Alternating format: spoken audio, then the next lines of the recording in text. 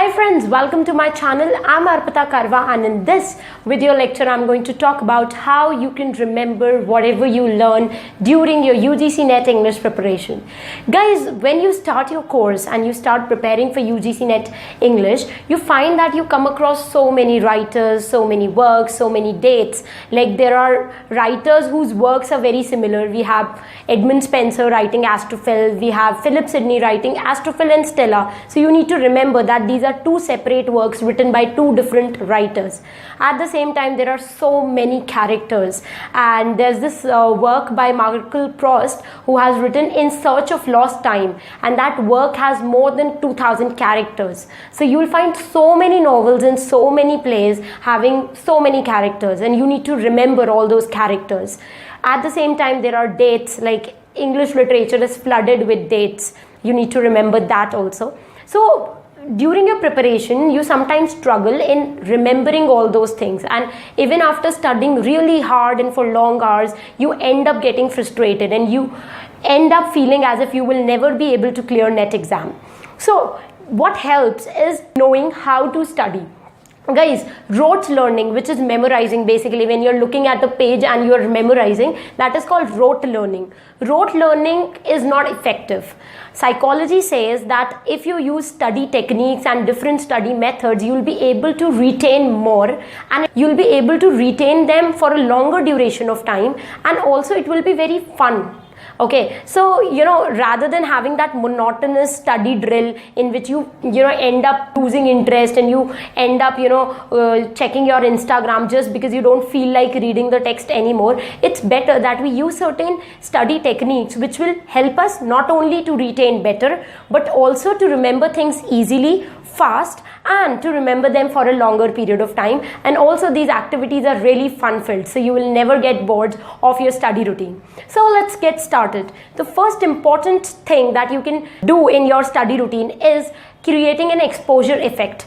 If you've ever played the logo game called logo game, in which they'll give you half logos and you need to find out the company of which that logo is. So if you have ever played that logo game, you will find that you will be able to easily identify logos of companies that you encounter on a daily basis. Like McDonald's, we can see half logo of McDonald's and we can easily figure out that it's McDonald's. Why? Because of the exposure effect. If you are exposed to a same thing repeatedly, you will be able to retain it and you'll be able to remember it very easily. Okay, and that is why in our childhood we used to write the tables, 2-car table, 3-car table, and we used to paste it on the study table, so that every time we sit to study, we are able to get exposed to that tables and we are able to memorize them easily.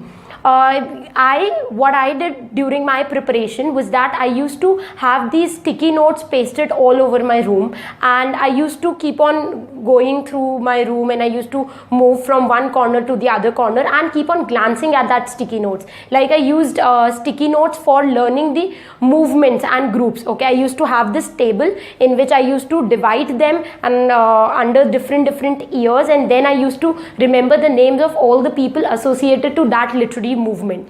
The same thing I did for literary theories, because for literary theory, each theory we have so many writers associated to it, so many theorists associated to it. So what I did was that I used to have these charts pasted everywhere in my room, and every day I used to look at those writers, look at those authors associated with that literary movement and that literary theory, and I used to retain them for a longer period of time. So that is one thing that you can use if you are preparing for NET exam.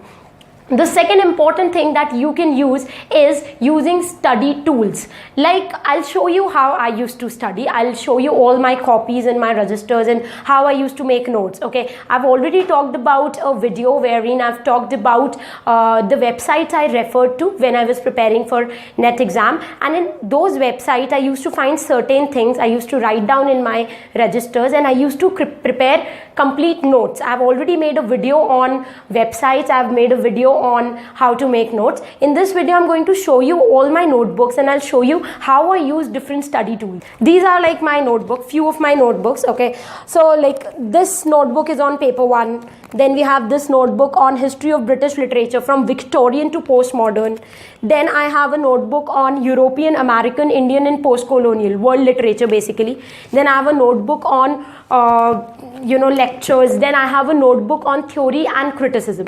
So when you look at all these notebooks, you will find that I have used these flags, okay, in order to divide them in the different chapters, so that every time I have to revise, I need to just open that particular chapter and I'll get the notes. Okay, so these were the notes. Now you need to also understand that if you look at any of my notebooks, I'll show you one. For example, if I go to Victorian and postmodern, you will find that I have used these sticky notes in order to write some important pointers, so that when I just go through this page, I'll be able to find the important pointers in the sticky note. Also, I've used certain colors. You can see that I've used yellow color in order to mark the author. Then I've used pink color in order to mark the work, and then I've used green color in order to underline and mark the important things that I must remember.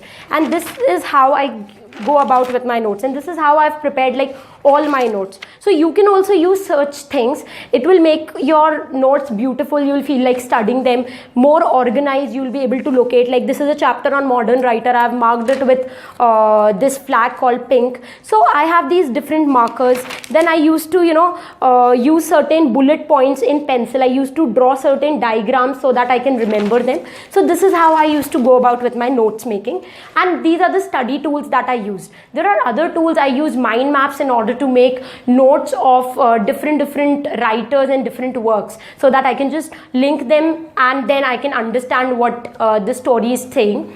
Also, I use cue cards. So cue cards help you to revise. They're very portable, so you can take it anywhere and then you can just keep on flipping it and you can revise things very easily. So these were certain study tools that I used. So you can use these study tools and then start your preparation. You will definitely fall in love with learning. Now let's look at the third study technique that you can use, and it is called rule of 50-10.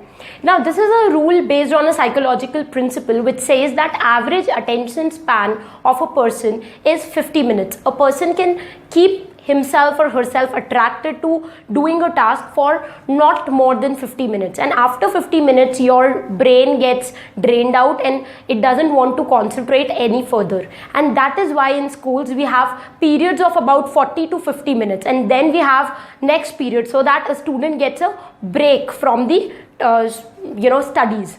At the same time, you must remember that there's a very famous saying which says that you need break before you break down. So before you break down and you don't feel like studying, it's good to have study breaks in between. After every 50 minutes, for 10 minutes, you can schedule a task, you can do something, you can just go out and breathe fresh air, you can go to washroom, you can have some water, you can just lie down and relax, you can meditate. So all these things will help you to distract from your studies, so that after 50 minutes, again, after 10 minutes break, you can again have a 50-minute session and you can again get attracted to studies.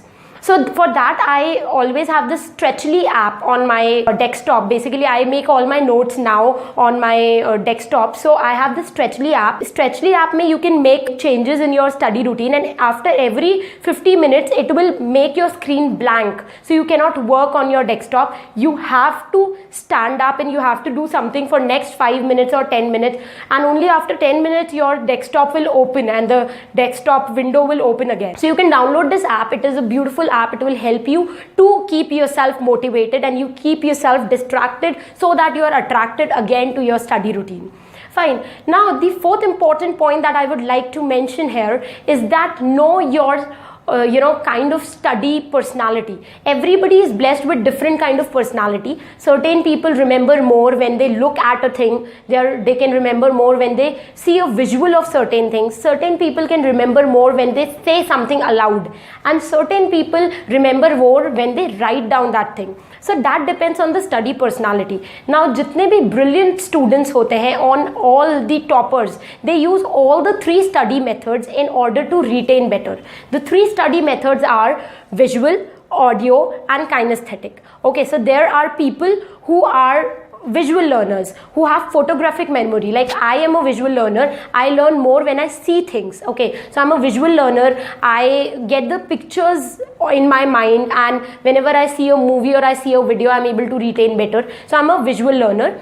For visual learners, what you need to do is that you need to make your own notes, because when you'll keep on looking at those notes, you'll keep on exposing yourself to those notes, you'll be able to retain better. Then the second category is audio learners. Audio learners are people who are able to understand things better when they listen to it, okay? And audio learners are also people who are able to, learn better when they study in group, or when they study by speaking aloud and they listen to their own voice. The third kind of learners are kinesthetic learners. Kinesthetic learners learn more by practicing something. I know it is laborious, but then we can't help it. Certain people are kinesthetic learner. They will only learn things when they write that thing down, and then after writing it, they will not forget it. So it's better if you use all the three learning methodology, audio, visual and kinesthetic, in order to learn. If you remember, during our childhood days, we were forced to look at our study timetable, or we were forced to look at on the book several times, so that we can retain those pictures. There were times when we were asked to speak loud. Like if you go to kindergarten schools, you will find that in schools में सबको बहुत तेज बुलवाया जाता है. Okay, say it loud, A, B, C. So that is because they want the students to get benefited from the audio learning style, and then they are made to practice it again and again. In order to retain better, you need to use all the three techniques, and that is why I started with this audio online course, because I provide you with audios. You are able to retain when you are listening to the audio. Then while you are listening to the audios, you make your own pointers, whatever I am saying. Those pointers will help you to look at your notes and then remember better. And then if you want, you can practice it by writing it again and again. So you can use all the three techniques, and you can get benefit of all the three techniques. So you should involve all the three learning methodologies in your learning schedule.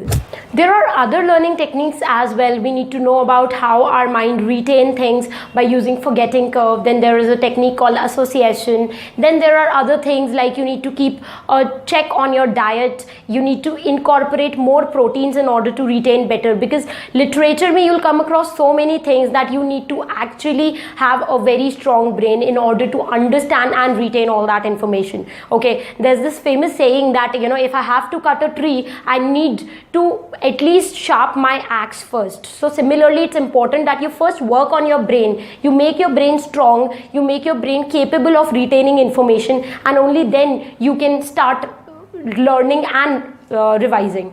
So you need to keep a check on your diet also, and there are so many other things. I'll be talking about other learning methodologies in my next video lecture. Till the time we meet next, happy learning, keep loving literature, and don't forget to subscribe to this channel, because I post videos every Saturday and every Sunday for UGC NET aspirants. Also, do go to the social media platforms and subscribe to my social media courses, because I'm running a free GoNet course on Facebook, WhatsApp, Google+, Instagram. You can go on these pages and you can like my page so that you are notified every time I post a GoNet quiz. Also, if you have not visited my website, do go and visit www.arpitakarwa.com. You'll find all the previous year papers on my website. You'll find all the important writers listed under the online course content. You can have a look at the list of writers and then start your preparation accordingly.